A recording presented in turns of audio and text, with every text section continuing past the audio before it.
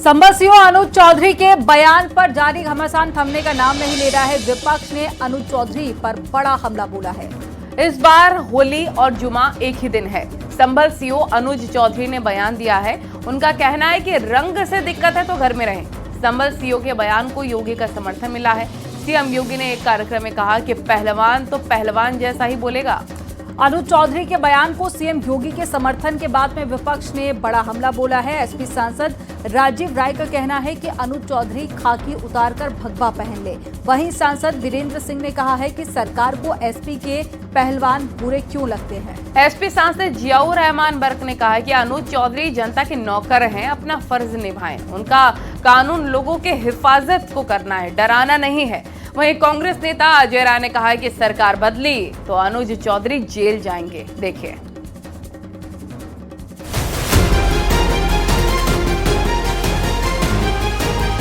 मेरा सीधा साफ ये है, होली का दिन है, जुम्मा साल में 52 बार आता है, होली साल में एक बार आती है।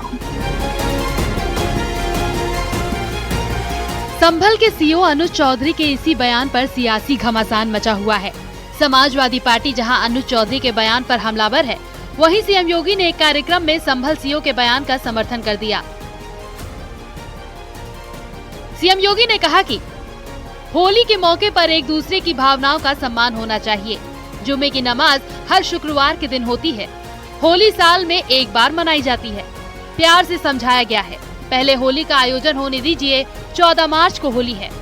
2 बजे तक होली खेलने दो, उसके बाद जुमे की नमाज पढ़ना।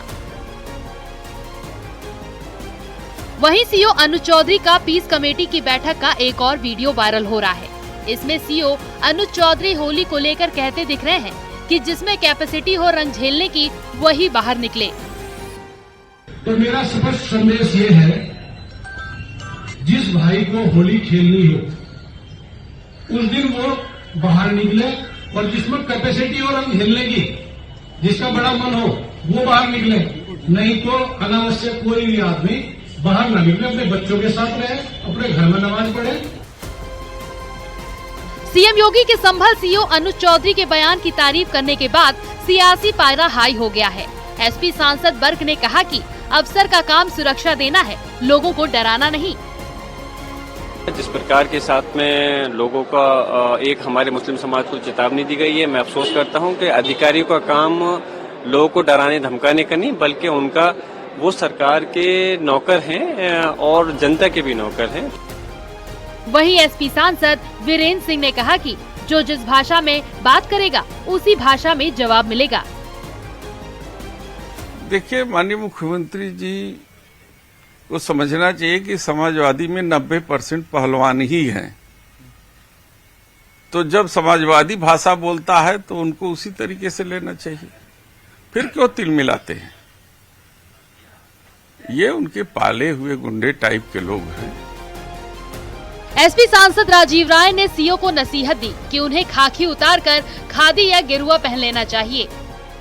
तो तमाम पुलिस अधिकारियों ने भी निंदा की है, और उस आदमी को तो वहाँ कुर्सी पर नहीं बैठना, जो वर्दी उतार के खाकी उतार के खादी पहन ले, चाहे गेरुआ पहन ले, कुर्सी पर बैठकर। वो होते हैं कौन बोलने वाले? एसपी नहीं उनके। एसपी कुछ एक संज्ञान लेकर उसको सस्पेंड करे। ऐसे अधिकारी समाज में जहर और नफरत फैलाने का काम करते हैं।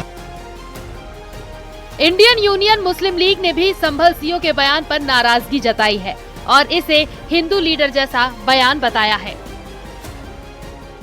मुझे अंदेशा है बहुत सख्त कि ये आने वाली होली के टाइम में भी ये झगड़ा करा सकता है।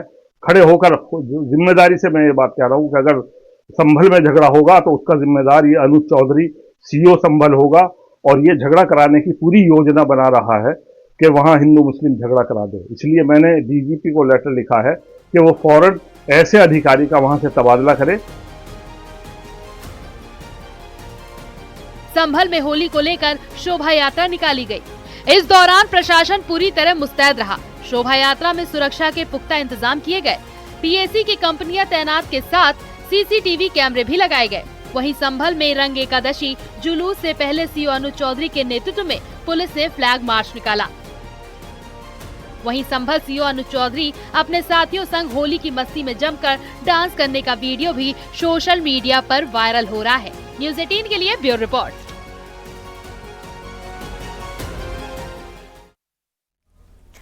और होली में मुस्लिमों के बॉयकॉट करने को लेकर जहां बयानबाजी जारी है, वहीं लखनऊ में जूना अखाड़ा के महामंडलेश्वर यतीन्द्रानंद गिरी ने कहा है, कांवड़ यात्रा के दौरान हरिद्वार में मुसलमानों को बाजार नहीं लगाने देंगे। महामंडलेश्वर का कहना है कि पहले ये लोग कावड़ बनाते हैं और बाद में हरिद्वार के बाहर पत्थरबाजी करते हैं। अब उनके बयान पर मौलाना ने कड़ा एतराज भी जताया है। आपको एक रिपोर्ट दिखाते हैं। श्रावण के महीने में हम हरिद्वार में मुसलमानों को कांवड़ का बाजार नहीं लगाने देंगे। ये तो दिल को तोड़ रहे हैं और साथ साथ समाज को भी तोड़ने का काम कर रहे हैं। एक सामाजिक विषय है, लेकिन इसका सरकार से कुछ रोका नहीं है। लखनऊ में जूना अखाड़े के महामंडलेश्वर यतीन्द्रानंद गिरी ने बड़ा ऐलान किया है। उन्होंने कहा कि कांवड़ यात्रा के दौरान हरिद्वार में मुसलमानों को कांवड़ बाजार नहीं लगाने देंगे। महामंडलेश्वर ने ये कहा कि एक और कांवड़ बनाते हैं, बाद में हरिद्वार के बाहर पत्थरबाजी करते हैं। बार श्रावण के महीने में हम हरिद्वार में मुसलमानों को कांवड़ का बाजार नहीं लगाने देंगे। लगभग 500 करोड़ रुपए का व्यवसाय कांवड़ बनाने का मुसलमान आके करता है। वो पता नहीं वहाँ भोलेनाथ को थूक लगा के कांवड़ पे बैठाता होगा कि क्या करता होगा। वहाँ कांवड़ सजाता है और हरिद्वार से बाहर निकलते ही उस कांवड़ पे पत्थरबाजी करता है। वहीं यतीन्द्रानंद गिरी के बयान पर मौलाना शहाबुद्दीन का बड़ा पलटवार सामने आया है। उन्होंने कहा कि धर्म के ठेकेदारों ने धर्म का खेल बना दिया है। ये अजीब तुरफा तमाशा है। ये कैसे मजहबी रहनुमा है? मजहबी रहनुमाओं की जिम्मेदारी है दिलों को जोड़ना, न कि दिलों को तोड़ना। ये तो दिल को तोड़ रहे हैं और साथ साथ समाज को भी तोड़ने का काम कर रहे हैं और सुप्रीम कोर्ट के आदेशों के खिलाफ बयान दे रहे हैं। ऐसे लोगों को अपनी जुबान पर, अपने नजरिए और अपनी सोच पर लगाम लगाना चाहिए। जूना अखाड़े के महामंडलेश्वर यतीन्द्रानंद गिरी ने कांवड़ यात्रा और होली पर मुसलमानों पर दिए बयान पर मंत्री जयवीर सिंह का भी बयान आया। उन्होंने साफ किया कि इस बयान का सरकार से कोई लेना देना नहीं। हर बयान का सरकार का कोई शासनादेश नहीं होता। इस तरह की बयान में आती रहती हैं, लोग संज्ञान लेते नहीं लेते हैं। एक सामाजिक विषय है, लेकिन इसका सरकार से कुछ रोका नहीं है। वहीं होली को लेकर मथुरा वृंदावन में हिंदूवादी संगठन धर्म रक्षा संघ ने होली के दौरान मुस्लिमों से सामान न लेने की अपील की थी। धर्म रक्षा संघ ने ऐलान किया कि मथुरा वृंदावन, नंदगांव, बरसाना, गोकुल और दाऊजी जैसे तीर्थ स्थलों पर मुस्लिमों की एंट्री पर रोक लगाई जाएगी। न्यूज़ 18 के लिए bureau report.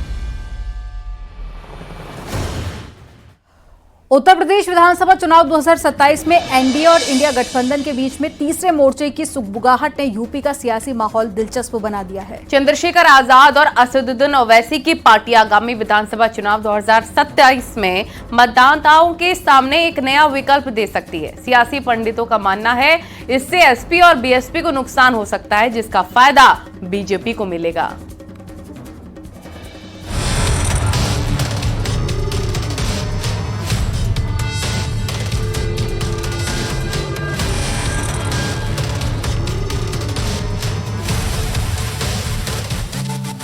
Azad Samaj party और एआईएमआईएम के बीच में गठबंधन की बातें सामने आ रही हैं। अगर ये गठबंधन धरातल पर उतरता है तो चुनाव में समीकरण अलग होने वाले हैं। ओवैसी चंद्रशेखर का अगर तीसरा मोर्चा प्रदेश के सियासत में पनपता है तो एसपी बीएसपी की टेंशन बढ़ना तय है। बीजेपी और कांग्रेस के लिए भी गठबंधन मुश्किलें पैदा कर सकता है। उत्तर प्रदेश में विधानसभा चुनाव 2027 के आहट के ठीक पहले तीसरे धड़े को बनाने की बात चल रही है। लोकसभा चुनाव के दौरान भी इसी तरह की बात चली थी, लेकिन आज़ाद समाज पार्टी और एआईएमआईएम में कोई समझौता नहीं हो पाया था। हालांकि इस बार माना जा रहा है कि तमाम छोटे दल मिलकर समाजवादी पार्टी के सामने तीसरा धड़ा पेश करेंगे। दरअसल चंद्रशेखर आजाद और ओवैसी दलित मुस्लिम को साधने की जुगत लेकर मैदान में उतरने वाले हैं। इस मोर्चे की नजर सामान्य और ओबीसी वोटों पर भी होगी। स्वामी प्रसाद मौर्य अपना दल के की अध्यक्ष पल्लवी पटेल, एआईएमआईएम प्रमुख असदुद्दीन ओवैसी, आजाद समाज पार्टी अध्यक्ष चंद्रशेखर आजाद, जनवादी पार्टी सोशलिस्ट के अध्यक्ष संजय चौहान और पीस पार्टी के अध्यक्ष डॉक्टर अयूब के बीच भी बात बन सकती है। माना जा रहा है कि तीसरे धड़े के यूपी की सियासत में आने से सबसे ज्यादा नुकसान समाजवादी पार्टी को हो सकता है। समाजवादी पार्टी पीडीए के नारे के आधार पर पिछड़ा, दलित और अल्पसंख्यक की बात कर रही है। इसमें से अगर दलित और मुसलमान वोट बैंक इससे छूटता है तो इसका सीधा नुकसान एसपी को होगा, लेकिन एसपी इसे मानने को तैयार नहीं है। देखिए, उत्तर प्रदेश की जनता को भरोसा है, विश्वास है आदरणीय अखिलेश यादव जी पे, और इसलिए उत्तर प्रदेश में चाहे कोई दूसरा गठबंधन बनकर तैयार हो जाए, चाहे भाजपा सामने हो, जनता वो परिवर्तन चाहती है। जनता आदरणीय अखिलेश यादव जी को उत्तर प्रदेश का मुख्यमंत्री बनते देखना चाहती है। इसलिए समाजवादी पार्टी समझती है उत्तर प्रदेश में भले कोई तीसरा मोर्चा तैयार हो जाए या कोई और गठबंधन हो जाए, लेकिन भारतीय जनता पार्टी का विकल्प सिर्फ समाजवादी पार्टी है। माना जा रहा है कि इस अलायंस में चंद्रशेखर आजाद मध्यस्थता कर रहे हैं और चंद्रशेखर आजाद को सभी को साथ लाने की जिम्मेदारी दी गई है। दावा है कि जल्द गठबंधन अपना आकार ले सकता है। वहीं सियासी पंडित मानते हैं कि फिलहाल ऐसा समीकरण दिखने में नहीं आ रहा, लेकिन अब ऐसा होता है तो इसका नुकसान समाजवादी पार्टी को ही होगा। तीसरे धड़े की कोई गुंजाइश नहीं बनती। AIMIM या आजाद समाज पार्टी या जो अपना दल कमेरावादी है, ये सब काफी कोशिश करते रहेंगे और इनकी कोशिश का कोई ज्यादा मतलब नहीं है। आप वोट पैटर्न देख लीजिए, चाहे विधानसभा चुनाव या लोकसभा चुनाव में जनता दो हिस्सों में ही खुद ही गुट बना के वोट कर रही है। एक जनता का एक गठबंधन जो है वो भाजपा के साथ है, एक गठबंधन Samajwadi party alliance, India alliance के साथ है। वहीं कुछ लोग ये भी मान रहे हैं कि कहीं ऐसा तो नहीं है कि तीसरा धड़ा कहीं आखिरी वक्त में समाजवादी पार्टी के साथ गठबंधन न बना ले। वरिष्ठ पत्रकार और राजनीतिक समीक्षक ये भी मानते हैं कहीं ऐसा तो नहीं है कि तीसरे धड़े को बनाने के पीछे एक तर्क ये भी हो कि आखिरी वक्त पर जाकर समाजवादी पार्टी के साथ कोई ऐसा राजनीतिक समझौता किया जाए जिससे तमाम पार्टियों को उनको हिस्सेदारी मिल पाए। हालांकि अभी ये कह पाना थोड़ा जल्दबाजी होगा, लेकिन इस तरह की सुगबुगाहट इस बात की तरफ इशारा कर रही है कि आने वाले विधानसभा चुनाव को लेकर तीसरा धड़ा मजबूती से खड़ा होगा। कैमरा पर्सन अनिल के साथ अलाउद्दीन, न्यूज़ 18 लखनऊ। और लंबी जद्दोजहद के बाद बीजेपी प्रदेश अध्यक्ष महेंद्र भट्ट ने अपने जिला अध्यक्षों का ऐलान कर दिया है। हालांकि अभी भी एक जिला अध्यक्ष की सीट खाली है। साल 2027 के लिए बनाई गई इस टीम में जातीय से लेकर क्षेत्रीय समीकरण और महिलाओं का भी पूरा ध्यान रखा गया है। आपको एक रिपोर्ट दिखाते हैं।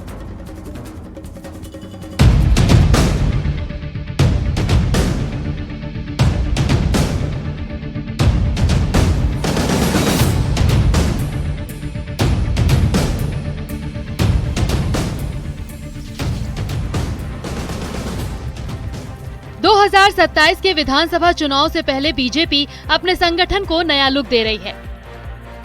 मंडल अध्यक्षों के बाद सोमवार को बीजेपी ने अपने जिला अध्यक्षों के नामों का ऐलान किया। संगठन के लिहाज से बीजेपी ने प्रदेश को 19 जिलों में बांटा है, जिसमें कुमाऊं में 8 और गढ़वाल में 11 जिले हैं।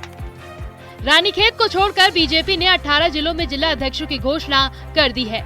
कुमाऊं के 8 जिलों में से एक ब्राह्मण, एक बनिया, एक ओबीसी और 4 ठाकुर नेताओं को जिला अध्यक्ष बनाया गया है, जबकि गढ़वाल में 11 में से 5 ठाकुर, 3 ब्राह्मण, एक एससी, एक बनिया और एक जिले में ओबीसी समाज को कमान दी गई है।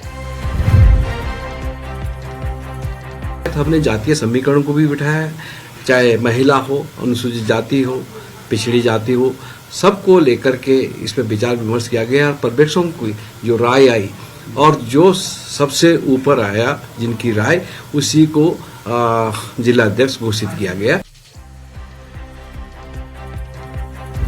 बीजेपी ने देहरादून, रुद्रपुर, पिथौरागढ़, नैनीताल और देहरादून ग्रामीण समेत 5 जिला अध्यक्षों को रिपीट किया है, तो बागेश्वर और रुड़की में महिला जिला अध्यक्ष देने का काम किया है।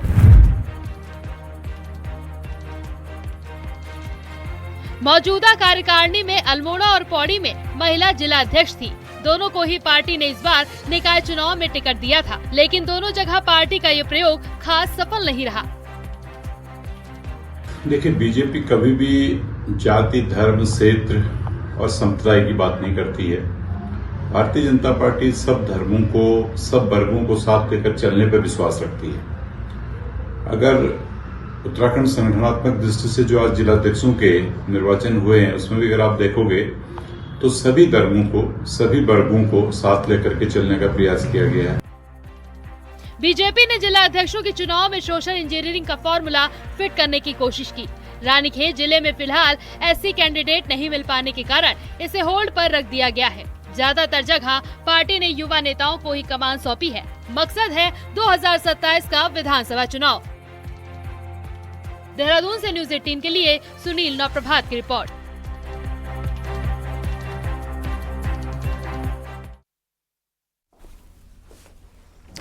महाराष्ट्र नवनिर्माण सेना के प्रमुख राज ठाकरे ने महाकुंभ में स्नान करने वालों को लेकर विवादित बयान दिया है। उन्होंने कहा है कि मैं उस गंगा के गंदे पानी को भी नहीं छूऊंगा जहां पर करोड़ों लोगों ने स्नान किया है। इससे पहले उद्धव ठाकरे ने त्रिवेणी के गंगा जल पर बयान दिया था। उद्धव ठाकरे ने इसकी शुद्धता पर सवाल उठाए थे।